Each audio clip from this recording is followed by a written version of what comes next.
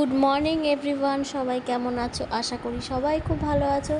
আমিও ভালো আছি। আমার নতুন একটা ব্লগে সবাইকে স্বাগত।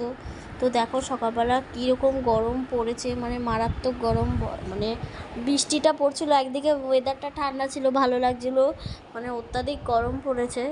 তার মধ্যে আমার শাশুড়ি আজকে ঘর ঝাড়াঝাড়ি করছে। তো আমার ঘর ঝাড়া হয়ে যায়, মানে আমি যখনই চাদর চেঞ্জ করি তখনই ঘরটাকে ঝেড়ে নিই, ওই জন্য আলাদাভাবে আর ঝাড়তে হয় না। তাও আজকে একবার একটু ঝেড়ে নেব, কারণ এরপরে তো মহালয়ার পরে আর আমি ঝাড়তে পারবো না, কারণ মা ঘরে চলে আসবে, তারপর আর ঝাড়তে নেই। তো ওই জন্য আমি এখন ঝেড়ে নেব। তো দেখো এই যে আমার পেছনের বালিশগুলো রাখা রয়েছে, কারণ নালে ঝাড়লে না ঝুলগুলো পড়বে, ওই জন্য বালিশগুলো ওখানে তুলে রেখেছি। আর ওর আস্তে আস্তে অনেকটাই রাত হয়ে গেছে, কালকে 1:45 বাড়িতে ঢুকেছে। তারপরে খেতে শুতে অনেক বেলা মানে রাত হয়ে গেছে, বেলা বলছি 2:30 বেজে গেছে। তো ঠিক আছে, চলো আবার কথা বলছি, কাজগুলো করে নিই, কারণ অনেকটা এমনি বেলা হয়ে গেছে ঘুম থেকে উঠতে উঠতে। চলো আবার পরে আসছি, সঙ্গে থেকো। তো এই যে স্নান হয়ে গেছে, আজকে মাথায় ভালো করে তেল দিয়ে স্নান করেছি, কারণ এত শরীরটা গরম লাগছে। আর আমি পরে ভয়েস ওভার দিচ্ছি, কারণ আমার ওখানে সিনেমা চলছে টিভিতে, তো তোমরা দেখতেই পাচ্ছ, তো ওই জন্য কপিরাইট পড়বে, তো এই জন্য আমি পরে ভয়েস ওভারটা দিয়ে দিচ্ছি। তো আজকে রান্নাবান্না হয়েছে, আজকে একদম প্লেন হয়েছে রান্নাবান্না, পটল আলুর তরকারি হয়েছে আর কুমড়ো ভাজা হয়েছে, তো এটাই খাবো। আর এদিকে ও আমাকে আজকে ওর একটু ছুটি আছে, আবার কালকে থেকে কাজে যাবে। তো এখানে দেখো আমি বলছি যে কি রোদ্দুর, মানে ঘরে পর্যন্ত রোদ ঢুকে গেছে। শীতকালে এতটা রোদ ঢোকে না, যখন দরকার তখন আর হয় না, রোদ ঢোকে না। আর গরমকালে পারলে মনে হয় পুরো ঘরটাই রোদ ঢুকে যায়।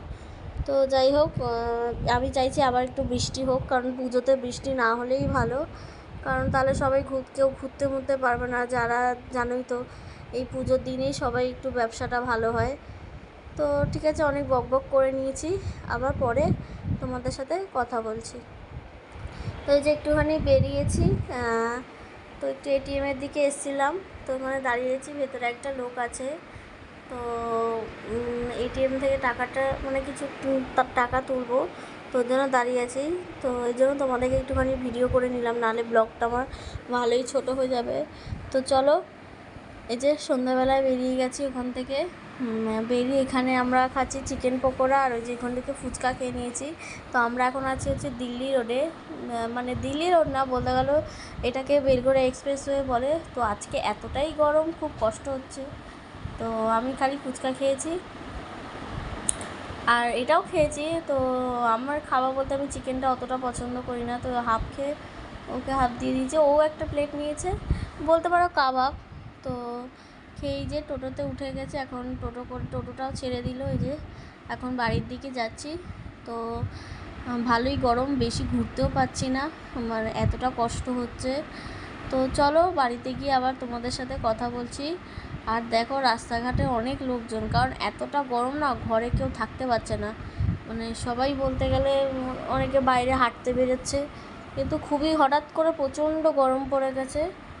তো এই যে আমরা টোটো থেকে নেমে এখন বাড়ির দিকে যাচ্ছি। তো এখানে দেখছি আমার শাশুড়ি কাজ করছে, তো ওই জন্য আমি ব্লগটা কন্টিনিউ করলাম না। তো একবারে এই যে ঘরেতে গিয়ে তোমাদের সাথে কথা বলছি, সঙ্গে থেকো। তো ফ্রেন্ডস দেখো বাড়িতে চলে এসেছি, আর